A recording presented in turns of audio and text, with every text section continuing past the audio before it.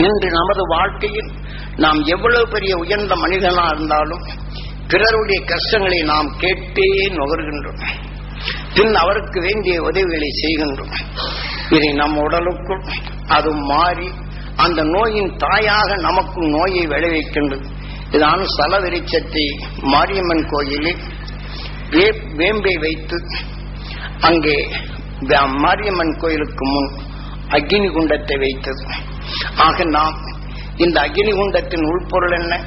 இந்த மனிதனின் வாழ்க்கையில் தீமைகளை சுட்டு பொசுக்கியவன் மகரிஷிகள். அவன் இன்று விண்ணிலே இன்று முலாவிக் கொண்டிருக்கின்றான், வாழ்ந்து வளர்ந்து கொண்டிருக்கின்றான். தீமைகள் அகற்றும் சக்தி வைக்க உணர்வுகளை தூவிக்கொண்டே உள்ளது. பூமி கவர்ந்து கொண்டே உள்ளது. ஆக சூரியன் தனக்குள் கவர்ந்து இது பரவிக்கொண்டே உள்ளது. அதை நாம் பெறுவதற்குண்டான மார்க்கத்தை தான் தெளிவாக காட்டப்பட்டது. ஆகவே நாம் இப்போது மாரியம்மன் கோயில் எங்கே பார்த்தாலும் அந்த உணர்வுகளில் நினைவுக்கு வர வேண்டும். ஏனென்றால் அக்னி குண்டலை தீ மிதித்தால் மாரியம்மன் நம்மை காப்பார் என்ற நிலைகளைத்தான் கொண்டு வருகின்றார்கள். ஆக நாம் அந்த மகரிஷிகளின் உணர்வின் தன்மை நாம் எண்ணத்தான் நமக்குள் இது ஊடுருவை செய்தால் நம் குண்டத்திற்குள் நாம் பிறர்பட்ட தீமைகளை அகற்ற முடியும். இப்ப ஒருவர் நோய்வாய்ப்பட்டு இருக்கிறார் என்றால் அந்த உணர்வின் சக்தியை நாம் பார்த்து இறக்க உணர்வுடன் செயல்படுகின்றோம். ஆனால் அது செயல்படும் போது அவருடைய வேதனை கவர்ந்து உணர்ந்தான் அவருக்கு உதவி செய்கின்றோம். ஆனால் கவர்ந்த பின் அந்த உணர்வுகள் நம்மை இயக்கி அவருக்கு உதவி செய்யும் உணர்வாக நம்மை இயக்குகிறது என்றால் அந்த இயக்கத்தை நாம் மனிதனுக்குண்டான இயல்பு. ஆனால் அதே சமயத்தில் மனிதன் இந்த தீமைகளை அகற்றிவிட்டு அந்த மெய் ஒளியை கண்ட அந்த மகிழ்ச்சிகளின் அசக்தி நான் பெற வேண்டும் ஈஸ்வரா என்று நம் உயிரை வேண்டி இந்த உணர்வின் நினைவாற்றலை உடலுக்குள் செலுத்தி பல முறை ஒரு வேதனைப்படுகிறார் என்ற ஒருத்தருக்கு உதவி செய்தாலும் அதை தூய்மைப்படுத்த வேண்டும். நாம் ஒரு மண்ணை பிசைஞ்சு ஒரு செயலை செய்கிறோம் என்றால் இதை கையை கழுவாது நாம் சாதத்தை சாப்பிட முடியுமா? அல்லது கையை கழுவாதபடி ஒரு நல்ல பொருளை தொட்டு அதை சரிப்படுத்த முடியுமா? இந்த மண்ணுதான் அதிலே விழும். இதை போலதான் நாம் ஒரு மனிதன் வேதனைப்படுகிறார் என்றால் நாம் கேட்டறிந்த பின் அந்த உணர்வை நமக்குள் பதியாது இதை தூய்மைப்படுத்த வேண்டும் என்பதற்குத்தான் இங்கே மாரியம்மன் கோயிலின் முன் அக்னி குண்டத்தை வைத்தது. ஆகவே இதை நாம் பார்க்கும் போதெல்லாம் இந்த நினைவில் வரும். அதனால்தான் ஊருக்கு ஒரு மாரியம்மன் கோயிலும் சில முக்கிய இடங்களில் இதை போன்ற நிலைகள் வைத்திருப்பார்கள். ஆகவே இதை நாம் எப்போது பிறருடைய கஷ்டங்களை கேட்டு உணர்கின்றோமோ, பிறருடைய தவறுகளை கேட்டு உணர்கின்றோமோ, ஒரு கொடூர செயல்களை கேட்டு உணர்கின்றோமோ, கொடூர செயல்கள் ஒருவன் செய்கிறான் என்றால் அதை உணர்வில் நினைந்தால் ஓம் நமச்சிவாய ஆக நாம் ஜீவ அணுவாக்கி அதனுடைய விளைவுகள் வர வர நாமும் அந்த கொடூர செயலை செய்ய தொடங்கிவிடுவோம். நாம் தவறு செய்யவில்லை, தவறு செய்வோனை உற்று பார்த்து விட்டால் அந்த உணர்வின் சக்தியை நமது உயிர் ஓம் நமச்சிவாய நமக்குள் உணர்வாகி உடலாக்கிவிடும். ஆகவே இதை அவனுடைய வேலை. அது கண்ணோ தவறென்று உணர்த்தும், ஆனால் உடலோ அந்த உணர்வின் சத்தை ஏற்று அந்த உணர்வின் தன்மை இயக்கத்தான் செய்யும். ஆகவே இந்த ஆறாவது அறிவால் கண்டுணர்ந்த அந்த மகரிஷிகள் இதைத்தான் காட்டினார்கள். ஆக எவர் ஒருவர் எந்த நோயின் தன்மை கொண்டு இருப்பினும் அடுத்த நிமிடம் அந்த ஒருவன் கொடூர செயல்களை செய்தாலும் அடுத்த நிமிடமே அந்த உணர்வின் சத்தை ஈஸ்வரா என்று நம்மை ஆண்டு கொண்டிருக்கும் அவனிடம் வேண்டி அந்த மகிழ்ச்சிகளின் அசக்தி நான் பெற வேண்டும், என் உடல் முழுதும் படர வேண்டும், என்னை அறியாத இந்த தீமையின் உணர்வும் மறைய வேண்டும், மேஞ்சான் உணர்வுகள் எனக்குள் படர வேண்டும், நான் பார்ப்போருடைய நிலைகள் தீமைகள் நீங்க வேண்டும், என் பார்வை தீமைகள் அகற்றும் சக்திகளாக பெற வேண்டும், என் நினைவாற்றல் அனைத்தும் தீமைகளை அகற்றும் சக்திகளாக பெற வேண்டும் என்று இதை கூட்ட வேண்டும். இதுதான் மாரியம்மன் கோயில் என்றது. ஆனால் அந்த மகிழ்ச்சிகளின் சக்தியை பெற வேண்டும் என்றால் அது பதிவு நமக்கு வேண்டும். அதற்கு ஒரு பள்ளி வேண்டும். நாம் பள்ளியில் பாடம் படித்த பின் தான் அடுத்து ஒரு யந்திரத்தின் செயலுக்கே போகின்றோம். ஆக நாம் பள்ளியின் நிலைகளை கொண்டு நாம் எவ்வாறு உருவாக்க வேண்டும் என்று அந்தந்த குணங்களுக்கு நாம் எவ்வாறு செயல்படுத்த வேண்டும் என்ற நிலையை காட்டிதான் ஆலயங்கள் அமைத்து எந்தெந்த எண்ணங்களை நாம் எண்ண வேண்டும், எதை எதை நாம் செயலாக்க வேண்டும், நாம் எந்தெந்த எண்ணங்கள் நம்மை மனிதனாக உருவாக்கியது, அந்த எண்ணங்களிலிருந்து நாம் எப்படி நாம் தீமையிலிருந்து விடுபடுவது. நாம் ஒரு எண்ணத்தின் உயர்ந்த எண்ணங்கள் இருப்பினும் ஒருவன் பாவம் செய்வோனுடைய உற்று பார்த்தால் அந்த பாவ அலைகள் தனக்குள் சேர்த்து நம்மையும் பாவியாக்கி பாவ செயல்களே செய்யப்படுத்தும். இதை போன்ற நிலைகளிலிருந்து நாம் சுட்டு பொசுக்க நாம் எண்ணத்தை எதன்பில் செலுத்த வேண்டும். ஆக நமக்குள் அந்த சக்தி வாய்ந்த எண்ணத்தை நமக்குள் பதிவு செய்ய வேண்டும். வாழ்க்கையில் கண்டுணர்ந்த நிலைகள் இருப்பினும் நம் கைகளில் அங்கங்களில் இந்த பெருவரல் இல்லை என்றால் நமக்குள் செயல்படுத்த முடியாது. ஆக எழுத்தின் வடிவம் மாறிவிடும். இதை போன்றுதான் அந்த அருள் மகிழ்ச்சி உணர்வுகளில் எல்லாவற்றையும் இணைத்திடும் நிறைகள் கொண்டு தனக்குள் உருவரும் சக்தியினை உருவாக்குகின்றது. ஆகவே அந்த மகிழ்ச்சிகள் இந்த வாழ்க்கையில் தீமைகள் அகற்றியவர்கள் அதை பெரும் தகுதி ஏற்படுத்த வேண்டும். அது பெற்ற பின் தான் நாம் இதை போல நாம் எண்ண முடியும். யார் எத்தகைய கொடுமை செய்தாலும், பிறருடைய கொடுமையில் வாடிக்கொண்டிருந்தாலும், பிறருடைய வேதனைகள் இருந்தாலும் துணிந்து அவர்களுக்கு உதவி செய்ய வேண்டும். எவ்வாறு கேட்டறிந்தோம் அந்த தீமையை நமக்குள் வராதபடி அந்த சப்த ரிஷிகளின் அருசக்தி நான் பெற வேண்டும், என் உடல் முழுதும் படர வேண்டும், என் ஜீவான்மா பெற வேண்டும் என்று இதை தூய்மைப்படுத்திவிட்டு அவர்களுக்கு நீங்க எண்ணத்தால் நீ உனக்கு இந்த தீமையிலிருந்து விடுபடுவாய், உன் நோயிலிருந்து விடுபடுவாய், நீ மகிழ்ச்சியை பெறுவாய், அந்த மகிழ்ச்சியின் அசக்தி பெற வேண்டும் என்று இயங்கு. அது உன்னை காக்கும், உன் எண்ணம் உன்னைக்கு நல்லதாக்கும் என்று இந்த உணர்வினை நீங்கள் பதிவு செய்யுங்கள். உங்கள் உணர்வை கேட்டறிந்த பின் தீமையை தொடைத்துக் கொள்ளுங்கள். உங்கள் சொல்லால் அவர்களையும் இதை போல சொல்ல வையுங்கள். ஆக உங்க உதவி அவருக்கு நல்ல உதவியா இருக்கும். அவரை காக்க முடியும், உங்களையும் காக்க முடியும். ஆக அவர் உணவாக உட்கொள்ளும் நீங்கள் கொடுக்கும் உணவை அவர் உணவாக உட்கொண்டால் தானே அவர் உட்கொள்ள வேண்டும். நீங்கள் கொடுக்கும் உணர்வை உதறிவிட்டால் அவர் உடல் நலம் எப்படி பெற முடியும்? நமது சாஸ்திர விதி தெளிவாக காட்டப்பட்டிருந்தது. வாழ்க்கையில் பெறும் தீமையுடைய நிலைகளை கேட்டறிகின்றோம். அது சலதிரிச்சத்தை வேம்பு என்று வைத்தார். ஆக தாவர இனம் அது எவ்வாறு தனக்குள் விளைந்ததோ வித்து அதனை உணர்வின் சத்தை இந்த காற்றில் இருப்பதை நுகர்ந்து தன் எண்ணத்தை தான் விருத்தி செய்யும். இதை போல கசப்பின் வாழ்க்கையின் உணர்வின் எண்ணங்கள் பதிவு செய்தால் அதனின் வாழ்க்கையின் தன்மைதான் உங்களுக்குள் வரும் என்ற நிலைகளே இதை எடுக்கின்றார். இதை போன்றுதான் தீமையை அகற்றிய தாவர இனங்கள் உண்டு. இதை போல்தான் தீமையை அகற்றிய மகிழ்ச்சியின் உணர்வை நாம் பெற்று அதனின் வித்தாக நாம் எண்ணத்தை பதிவு செய்யும் போது தீமைகளை அகற்றிடும் அந்த அக்னி குண்டமாக நமக்குள் விளையும் என்ற இந்த உண்மையை நாம் தெளிவாக தெரிந்து கொள்வதே நலம். ஆகவே இதைத்தான் அடிக்கடி உங்களுக்குள் போதிப்பது. எமது குருநாதர் அடிக்கடி நான் என்னை துயரத்தில் வாழச் செய்தார், உழலச் செய்தார், பல இன்னல்களை கொடுத்தார். அந்த இன்னல்களை தான் கண்ட பின் குருநாதரிடமே வெறுப்பு, என்னை இப்படி எல்லாம் தொல்லப்படுத்துறியே, என்னை இப்படி கஷ்டப்படுத்துறே, எனக்கு இதுவே வேண்டாம், நான் பேசாம போறேன்னு சொல்லிவிட்டு இது தாங்காத தற்கொலை கூட செய்ய முயற்சி எடுத்தேன். பலமுறை, ஒரு முறை அல்ல, பலமுறைகள். அவர் கொடுக்கும் இம்சைகளிலிருந்து மீள முடியாத நிலையில் என்ன வாழ்க்கை? இந்த உடலுக்கு நாம் அங்கே மனைவியை காப்பாற்றணும். ஆனால் மீண்டும் இந்த நிலைகள் சில நேரங்கள் மகிழ்ந்திடும் செயற்பெற்றும். ஆனால் ஒவ்வொரு நொடிக்கும் இத்தகைய இன்னல் வருகின்றதே, என்ன வாழ்க்கை என்ற நிலைகளை எண்ணி பலமுறை தன்னை தற்கொலை செய்யும் உணர்வுக்கு அழைத்து சென்றது. அப்போதுதான் சுட்டி காட்டுகின்றார், உன்னுடைய உணர்வின் தன்மை எதன் பிறருக்கு நன்மை செய்ய வேண்டும் என்று எண்ணுகின்றாயோ இதை போல அந்த தீமையின் உணர்வுகள் உனக்குள் நுகரும் போது உன் நன்மையின் நிலைகளை செயலற்ற நிலைகள் எவ்வாறு மாற்றுகின்றது, இந்த உடலை அழித்திட வேண்டும் உணர்வை செய்கின்றது. எத்தனை உடல்களில் நீ உன்னை காத்திட வேண்டும் என்று உணர்வின் நினைவு கொண்டாய். பரிணாம வளர்ச்சி இன்று நீ மனிதனானாய். ஆனால் மனிதனான பின் இந்த சிறு குறைகளை தாங்காது இந்த உணர்வின் தன்மை உனக்குள் வளர்க்கப்படும் போது இதே எண்ணம் இந்த உடலை அழிக்க செய்கின்றது. இந்த உடலை அழித்து விட்டால் இந்த உடலை அழித்திடும் உணர்வு கொண்டு இன்னொரு உடலை அந்த உடலையும் அழித்திடும் நிலைகளுக்கு சென்று இதை போன்ற உடலை அழித்து புசித்திடும் உணர்வின் தன்மை கொண்ட நீ மிருகமாக பிறப்பாய் போ என்ற நிலைகளில் சாபமிடு நிலைகள் கொண்டு நீ சிந்தித்துப் பார். இந்த உணர்வின் நிலைகள் உனக்குள் எவ்வாறு செயல்படுகின்றன, எதனை நீ அறிய வேண்டும் என்ற நிலைகளை தெளிப்படுத்தி காட்டினார். ஆகவே நாம் எதை கருத்தில் கொள்ள வேண்டும், எதனை நமக்குள் பருக வேண்டும் என்ற பேருண்மையை குருநாதர் அருளிய அந்த நிலையின் தன்மையை இன்று பாட நூல்களில் காட்டுவது போல அனுபவ ரீதியில் கொடுத்ததைத்தான் நீங்கள் அனைவரும் இதை பெற முடியும். உங்களால் தீமைகளை அகற்றும் சக்தி பெற முடியும், தீமையற்ற உடலாக மாற்ற முடியும், தீமையற்ற நிலைகளை உங்களுக்குள் விளைவித்து என்றும் பிறவா நிலை என்ற பெருநிலைகள் அடைய முடியும். இந்த வாழ்க்கையில உங்கள் பார்வையால் பேச்சால் பிறருடைய தீமையை போக்க முடியும். உங்கள் குடும்பத்தில் வரும் சிக்கலை அகற்ற முடியும். உங்கள் வாழ்க்கையுடைய நிலைகள் மன நிம்மதி பெற முடியும் என்ற இந்த நிலைகளைத்தான் உங்களுக்குள் தெளிவாக காட்டுவதும் இதை உங்களுக்குள் போதிப்பதும்.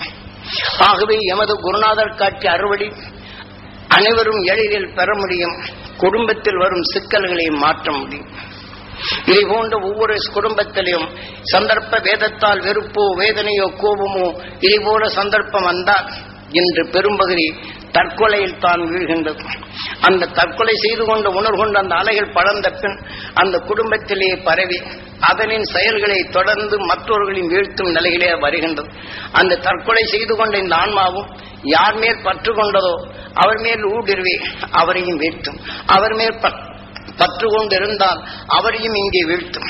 இதை போல நிலைகளை இந்த அந்த உணர்வின் தன்மையை தாங்காது தற்கொலை செய்யும் உணர்வுகள் அந்த குடும்பத்தில் பரவிவிட்டால் இந்த எண்ணங்களை ஓங்கி வளர்ந்து சிரமம் வரும்போதெல்லாம் அந்த உணர்வுகளை தூண்டி மனிதன் என்ற நிலையில்லாது உருகலையும் நிலையிலேதான் உருவாக்கும்.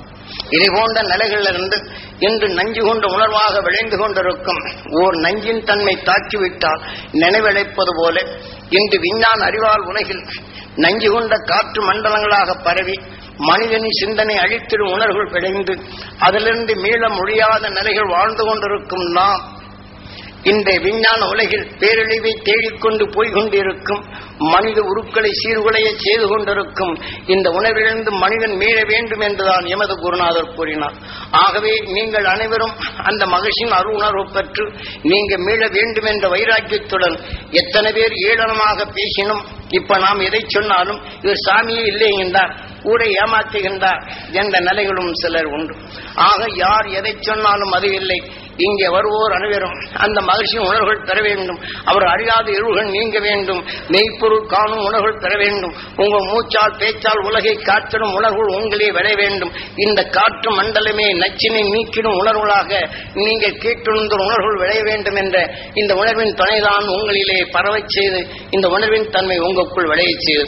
காரணம் இன்று மதங்கள் மதபேதம் இனபேதம் என்ற நிலைகளும் இது மதத்துக்குள் மதமும் மதத்துக்குள் இனமும் இனத்துக்குள் இனமும் என்ற நிலைகளில் இனப்பிரிவுகளாகி ஒரு இனத்துக்கு இணைத்து கொன்று புசித்து ரசித்திடும் நிலைகளை இன்று உருவாக்கி கொண்டிருக்கும் நிலைகளும் மதத்துக்கு மதம் மதத்துக்குள் இனம் என்ற நிலைகள் மதப்போர்களும் இனப்போர்களும் வந்து மனிதன் வளர்ச்சி பெற்ற நிலையை மனிதனவே கொன்று புசிக்கும் மனிதனை கொண்டு ரசிக்கும் உணர்வாக மதம் இன பேதங்களால் இதே போன்று வளர்ந்து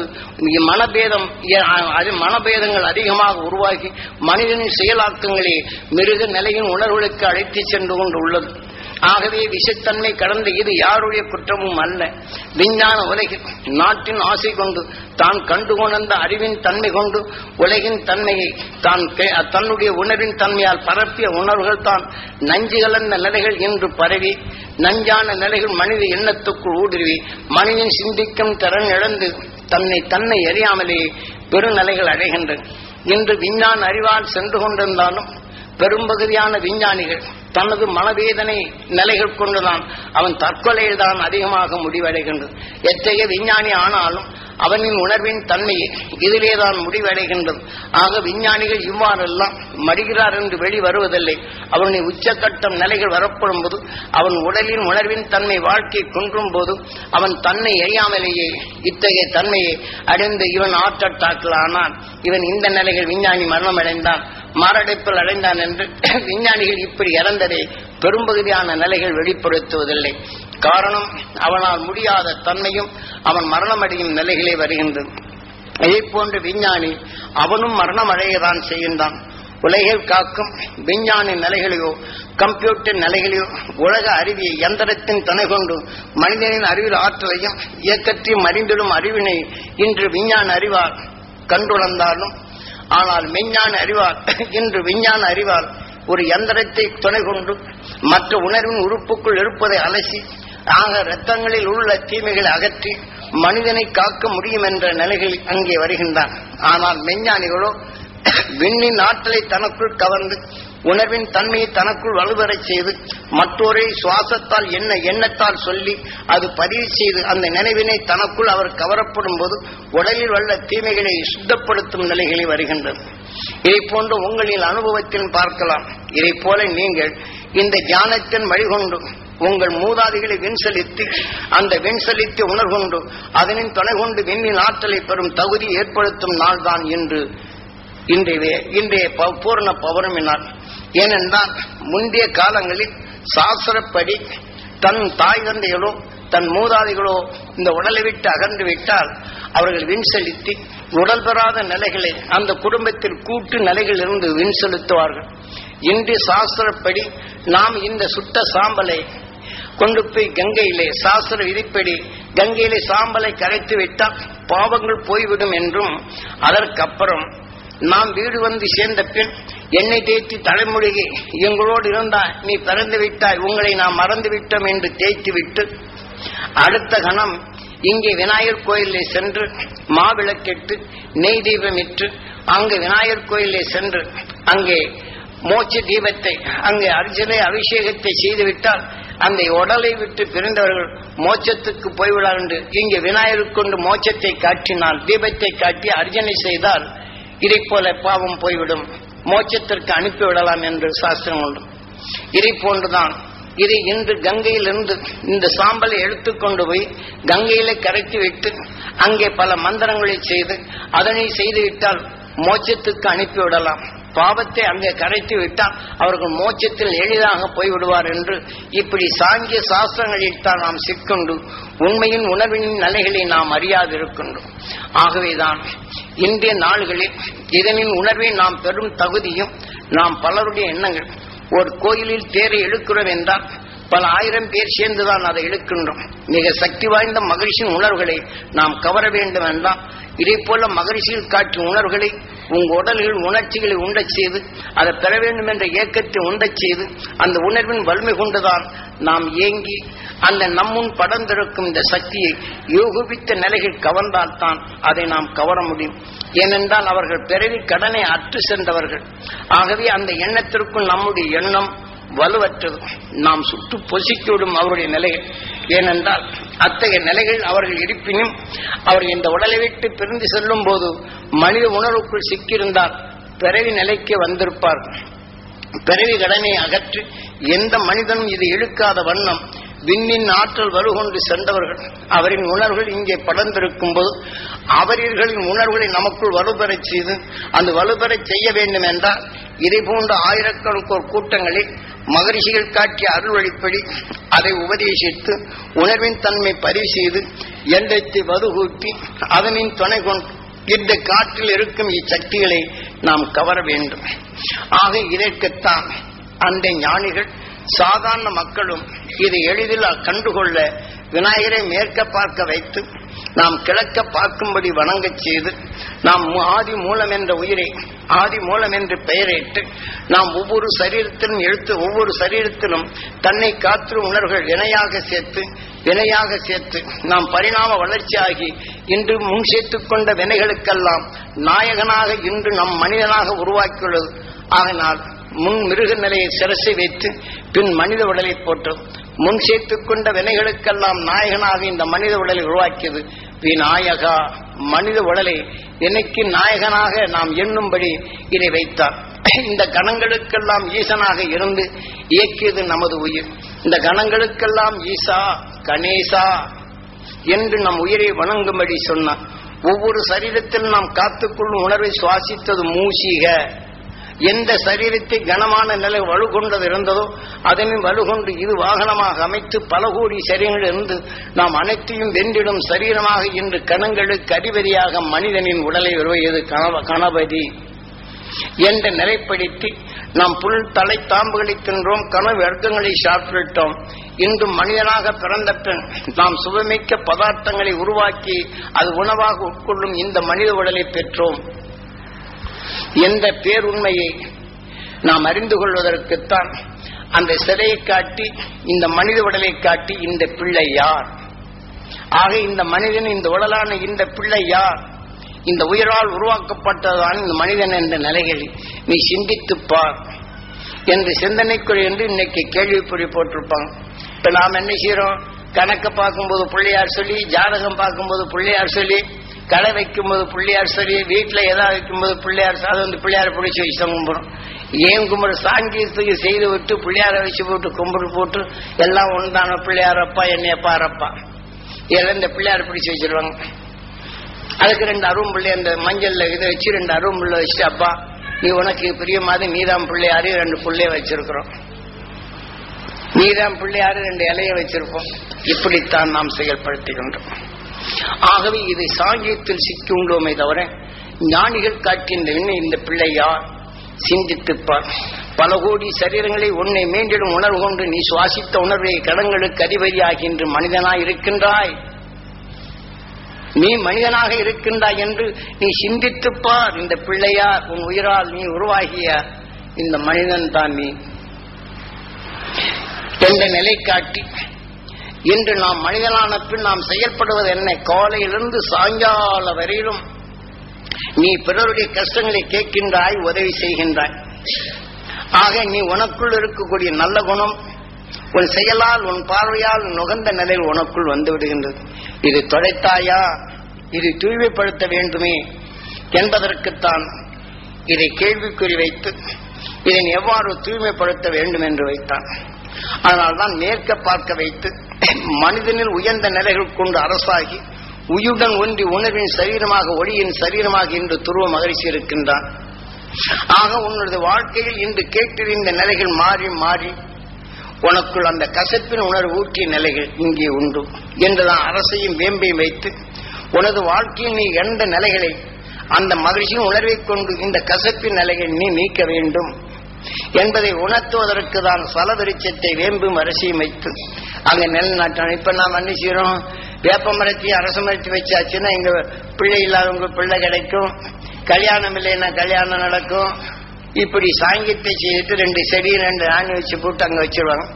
அப்புறம் இன்னொருத்தர் என்ன செய்வாங்க? பிள்ளையாரை தேடி கொண்டு வச்சு எனக்கு சொத்து கொடுப்பான், ஜொகம் கொடுப்பாங்க நிலையில் தேடி கொண்டு வைக்கிறது. இப்படி சாங்கியங்களை சொல்ல செய்து நீ எதை திருட வேண்டும்? அருள் மகிழ்ச்சியின் உணர்வை திருடினால் இந்த இருளின் தன்மை போகும். ஆக அதனின் உணர்வின் தன்மை உனக்குள் எவ்வாறு?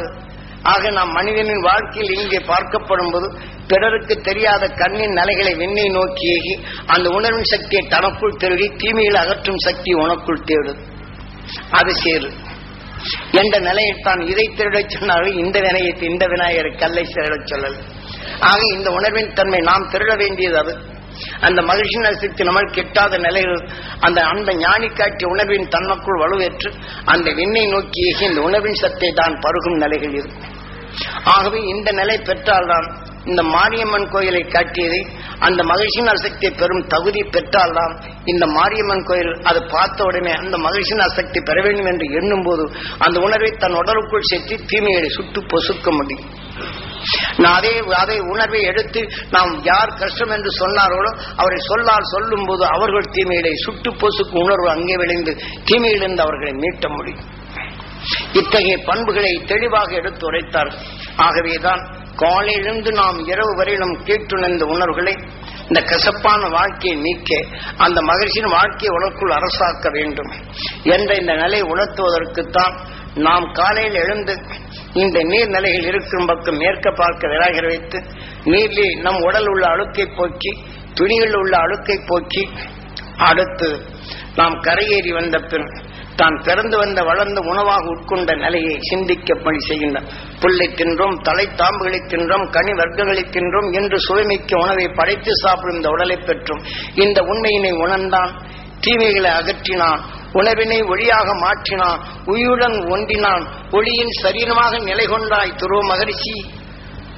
அந்த துருவ மகிழ்ச்சியின் அரசக்தி நான் பெற வேண்டும் ஈஸ்வரா என்று நாம் எண்ணியது எதுவோ அதை இயக்கிக் கொண்டும் எண்ணியதை ஜீவ அணுவாக மாற்றிக்கொண்டிருக்கும் அந்த உயிரான ஈசனை நினைவிற்குள் தான் கணேசா நீ எண்ணியதல் அனைத்திற்கும் அந்த கணங்களை இயக்கிக் கொண்டிருப்பதும் ஈசனாக இருப்பதும் உயிர். அதனால கணேசா இந்த உயிரை எண்ணத்தால் எண்ணி அந்த மகிழ்ச்சிகளின் அரசக்தி நான் பெற வேண்டும் ஈஸ்வரா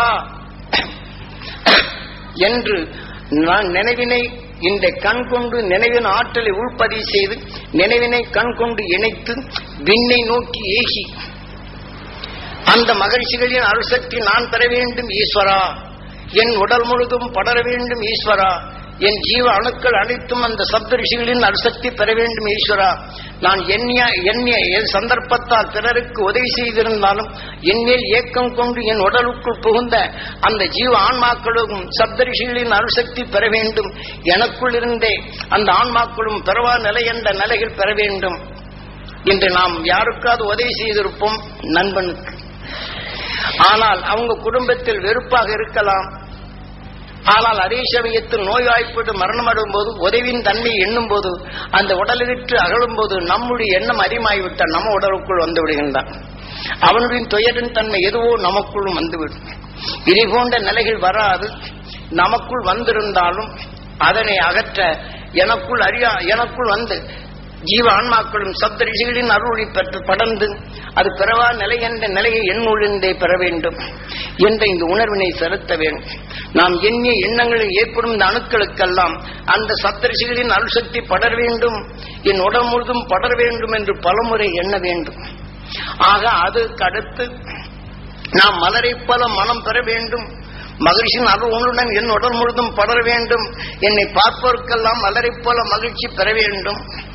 கனி போன்ற சுவையான சொல்லும் செயலும் நான் பெற வேண்டும். என் சொல்லை கேட்போர் வாழ்வில் இனிமை பெற வேண்டும். என் பார்வையால் பிறருடைய நிலையில் தீமைகள் அகல வேண்டும் என்ற எண்ணத்தை இங்கே பதிவு செய்ய வேண்டும்.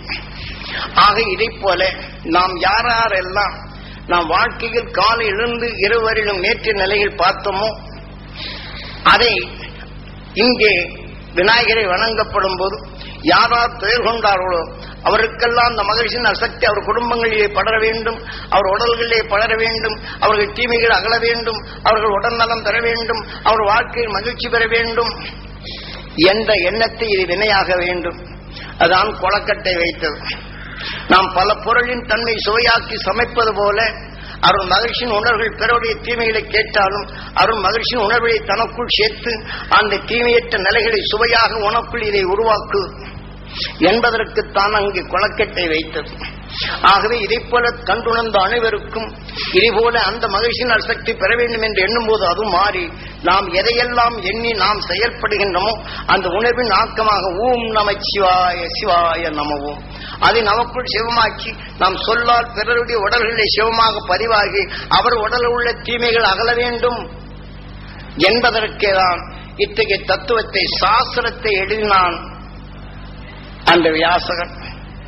அகசியம் காட்டிய உணர்வு வழிப்படி ஆக சாஸ்திர விதிப்படி இத்தகைய நிலைகளை உருவாக்கினார்கள். ஆகவே இதனின் தன்மையை நாம் தெளிவாக தெரிந்து கொள்வதே மிகவும் நல்லது. இதை போன்றுதான் நாம் காலம் காலமாக நமது வாழ்க்கையில் எத்தகைய நிலைகள் பெற்றாலும் சரி, யாருடைய நிலைகள் பறிவு கொண்டு அவருடைய கஷ்டங்களை கேட்டோம் என்றால் இந்த விநாயகரை நீ எப்படி வணங்க வேண்டும், இந்த தீமையான வினைகளை எப்படி அகற்ற வேண்டும். இப்ப சங்கட விநாயகருக்கு யாகத்தை செய்தால் சங்கடங்கள் தீரும். ஆக வஜ்ர விநாயகருக்கு செய்துவிட்டால் உனக்கு வலு ஏறும். ஆக ராஜ கணபதிக்கு இப்படி அவையை செய்தால் உனக்கு வியாபாரம் பெருகும். இப்படி சாங்கியங்களை செய்துவிட்டு வரம் கேட்கும் நிலைகளைத்தான் நம்மை அமைத்து விட்டார்களே தவிர உண்மையின் இயக்கும் வினையாக சேர்த்து நமக்குள் வினைக்கும் நாயகனாக இந்த உணர்வுகள் எவ்வாறு இயக்குகிறது என்று சாஸ்திரங்கள் கூறப்பட்டு அது பொய்யாக்கிவிட்டு சாங்கி சாஸ்திரத்தை பிடித்துக் கொண்டு இன்றைய நிலைகளில் நாம் எங்கே செல்லுகின்றோம்? நாம் எண்ணியதுதான் கடவுளாகின்றது. இதை சிந்தித்து பார். இந்த நிலைகளை இந்த பிள்ளை யார் என்று கேள்விக்குறிமிட்டு நீ எதை எண்ணுகின்றாய் அழுவாகின்றாய். ஆக எண்ணத்தின் உணர்வின் தன்மையை நம் உயிர் எவ்வாறு அதை ஜீவ அணுகாக மாற்றுகின்றது, இந்த வாழ்க்கையை வழி நடத்துகின்றது என்ற நிலையை காவியங்கள் இந்த சாஸ்திரங்கள் தெளிவாக எடுத்துரைக்கப்பட்டுள்ளது. ஆகவேதான் இதை போல நாம் ராஜகணபதி செய்து போச்சுன்னா வியாபாரம் பெருகும். அங்கே சோர்வடைஞ்சு போச்சுன்னா உடனே சோர்வடையும். அப்புறம் இங்க 5 ரூபாய் அர்ஜுனம் கொடுத்து போட்டு அப்பா நான் போனேன் என்ன சாமி இந்த மாதிரி ஆயிப்போச்சு, அங்கே வேதனை கொட்டுறோம். ஆக இந்த உடலின் இச்சைக்கு வேண்டி வாழ்க்கையின் உணர்வுகளை முன்பகுதியை கொள்வதற்கும் எப்படி நாம் சாம்பிராணி போட்டால் அந்த நிமிஷம் வாசம் வரும், அந்த பக்கம் போயிடும். இதை போல தனக்குள் எண்ணத்தை சாம்பிராணி போட்டு கொஞ்ச நேரத்து இருக்கும். ரோட்ல போகும்போதே ஒருத்தன் குறுக்க நாம கார்லயே போறோம்னு வச்சுக்கோங்க, குறுக்க ஒருத்தன் போயிட்டா போறோம், அறிவுகிட்ட தனமா போறான் பாரு அப்படின்னு நம்ம இந்த உணர்வு எடுத்துக்கிட்டா இங்க மாறும். அந்த அறிவு கெட்ட உணர்வு நமக்குள் வந்த உடனே சரக்கு எடுத்து கையில கொடுத்த உடனே அவர் எடுத்து பார்ப்பார். நேற்று கொண்டர சொன்னார் சரக்கு, அதே நல்ல சரக்கு என்று தரப்பி பார்த்தார். இப்ப எடுத்து போகும்போது குறுக்க நாம கார்ல போகும்போது ஒருத்தவங்கன்னா அறிவுகிட்ட தனம் பார் அப்படின்னு சொன்ன இந்த அறிவு கெட்ட உணர்வு எனக்குள் முன்னாடி வந்துடும். அப்புறம் கடையில கொண்டு போய் சரக்கு எடுத்து கொடுத்த உடனே பாருங்க, நீங்க சொன்ன சரக்கு எல்லாம் ஜோரா கொண்டுருங்க, உழைச்சு பாருங்க. அவர் எடுத்து பார்த்த உடனே நாம சொல்றது அவர் காதலை கேட்பார். இந்த உணர்வின் சத்து அவர் உடலுக்குள்ளுக்க ஊடுருவும். அவர் கண்ணுக்குள்ள இருந்து என்ன செய்யும், என் ஆன்மாவில நான் எப்படி அறிவு கெட்டவன் என்று சொன்னனோ இந்த உணர்வு நுகர்ந்துரும். போனவன இந்த துணியை பார்த்தோன்னு என்னைய அன்னைக்கு காமிச்சது வேற யாருக்கு, இன்னைக்கு காமிச்சது வேற யாருக்கு. நீங்க பார்க்கலாம், அதே சரக்கு தான், அதே இதை திருப்பி சொல்லி பாருங்க. நீங்க போகும்போது இந்த மாதிரி எதிர்பட்டு விட்டால் இந்த சரக்கை எடுத்து கொடுத்து பாருங்க, உங்க அனுபவத்தில் இதை தெரிந்து கொள்ளலாம். இதை இன்னொன்னு திருப்பி திருப்பி சொல்ல சொல்ல நீங்க என்ன, எனக்கு நான் முட்டாள் இல்லைங்க, நீங்க துணியை மாற்றி கொண்டாங்க, உங்க வியாபாரம் போதுங்கன்னு தான் சொல்லுங்க. ஆக இது சந்தர்ப்பம். ஆனால் இதை தொடைக்கணும் இல்லை, தவறு செய்யவில்லை, எவனும் குறுக்க சென்றான், ஆனால் இதை தொடைக்க வேண்டும் அல்லவா. இது போன்ற சந்தர்ப்பத்தால் ஏற்படும் வினைகளை நாம் இதை சுத்தப்படுத்த வேண்டும். இந்த விநாயகர் தத்துவ பிரகாரம் நாம் தெரிந்து கொண்டால் ஈஸ்வரா என்று அவன் அறியாது சென்றாலும் அந்த மகிழ்ச்சிகளின் அசக்தி நான் பெற வேண்டும், என் உடல் முழுது படரணும், என் ஜீவான்மா பெற வேண்டும் என்று தீமையாகும். அவன் அறியாது இருள்கள் நீங்கணும், அவர் பொருள் கண்டுணர்ந்து செயல்படும் திறன் அவன் பெற வேண்டும் ஈஸ்வரா என்று பலமுறை சொல்லி அவன் என் பார்வையை நல்லவனாக்க வேண்டும், அவன் பொருள் காணும் நிலைகள் அவன் பெற வேண்டும், அவன் எதிர்காலம் சிந்தித்து செயல்பட வேண்டும் என்ற நல்ல உணர்வை நமக்குள் இழுத்து நீ கடை போட்பார். அதே சரக்கு நல்லா இருக்கும். அதே சமயத்தில் ஒரு சரக்கு நீங்க வாங்க போயிரு வைத்துக் கொள்ளும், இதே மாதிரி ஒரு சங்கட உணர்வு வைத்து சங்கட விநாயகனா மாறிடுற. அப்புறம் நீங்க போய் அந்த வினைக்கு நாயகனாக நல்ல சரக்கு நீங்க எடுக்க போறீங்கன்னா நல்ல சரக்கு எடுமொழி சங்கடமா இருக்கும். எடுத்து போட போட நல்ல சரக்கு எல்லாம் வேண்டாம், அது வேண்டாத சரக்கு எடுத்து வருங்க. ஆக இங்க எடுத்து வந்து மன நிம்மதியாகும் போது நம்மளை ஏமாத்தி போட்டான் பாரு கடைக்காரன், அவனை ஏமாற்றிட்டான் என்று நாம் சொல்லும். ஆக நமக்குள் இருந்து நம்ம ஏமாற்றி விட்டது இந்த உணர்வுகள் சந்தர்ப்பம் என்ற நிலைகள் நாம் சிந்திக்க வேண்டும். இது போன்ற நிலைகள் மனிதனின் வாழ்க்கையில் சந்தர்ப்பத்தால் நிகழும். இந்த வினைக்கு நாயகனாக நாம் கேட்டு நன்றே பார்த்து இந்த உணர்வுகள் எப்படி விநாயகனாக இயக்குகின்றது, அதை மகிழ்ச்சியில் அனுபவம் கொண்டு அது வினைக்கு நாயகனாகி இந்த தீமைகளை அகற்றும் நிலைகள் எவ்வாறு பெற வேண்டும் என்று விநாயகர் தத்துவத்தில் தெளிவாக காட்டப்பட்டுள்ளது. இது சாஸ்திரம். ஆக இன்னைக்கு ராஜ விநாயகருக்கு இன்னைக்கு சேலத்தில் இருப்ப பார்த்தோம்னா தேரையில் ராஜ விநாயகருக்கு செய்து போட்டு வியாபாரம் பெருகி வச்சுக்கோங்க. அப்புறம் போயாச்சு நடந்துச்சுன்னு என்ன சாமி எடுத்து வச்சு இன்னும் கூட 5 ரூபா போட்டு அர்ச்சனை செய்ப்போம். ஆகவே காசு கொடுத்து போட்டு ஆண்டவன்கிட்ட விலை வாங்கிட்டு வியாபாரம் ஒன்று பங்கு லாபம் போட்டு வியாபாரம் செய்து சாஸ்திர விதத்தில் தான் நம்ம மாட்டிவிட்டு. ஆக என் சரக்கு வாங்குறவங்க நலமா இருக்கணும், என் வாடிக்கையாளர் நலமா இருக்கணும், இது உற்பத்தி பண்ணவங்க நல்லா இருக்கணும். இந்த உணர்வு என்பவர் செய்யும் தொழிலே தெய்வம். இந்த உணர்வை நாம் வளர்த்துக் கொண்டு தீமைகளை அகற்றும் நிலைகளை அந்த ஞானிகள் எதை நீ வினையாக சேர்க்க வேண்டும், இந்த உணர்வுக்கு நாயகனாக எதை இயக்க வேண்டும் என்ற தத்துவத்தை தெளிவாக எடுத்துரைத்துள்ளார்கள் மகரிஷிகள். இதை பார்க்கலாம். ஏனென்றால் இதை போன்ற நிலைகளை நாம் தெளிவாக தெரிந்து கொள்வதே நல்லது. ஆகவே இந்த விநாயகர் தத்துவத்தை நாம் இதை போல நாம் ஒவ்வொரு நாளும் இந்த விநாயகரை பார்க்கும் போதெல்லாம் நாம் ஆன்மாவை தூய்மைப்படுத்திக் கொள்ள வேண்டும். நாம் யாரெல்லாம் கஷ்டப்பட்டாரோ அவர்களுக்கெல்லாம் இந்த மகிழ்ச்சியின் அசக்தி பெற வேண்டும், அவர் குடும்பம் நலம் பெற வேண்டும், அவர்கள் தொழில்கள் வளம் பெற வேண்டும், அவர்கள் குடும்பங்கள் ஒன்று சேர்ந்து வாழ்ந்திடும் நிலைகள் வர வேண்டும். நாம் சந்தித்தோர் அனைவருக்கும் இதை வேண்டிட வேண்டும்.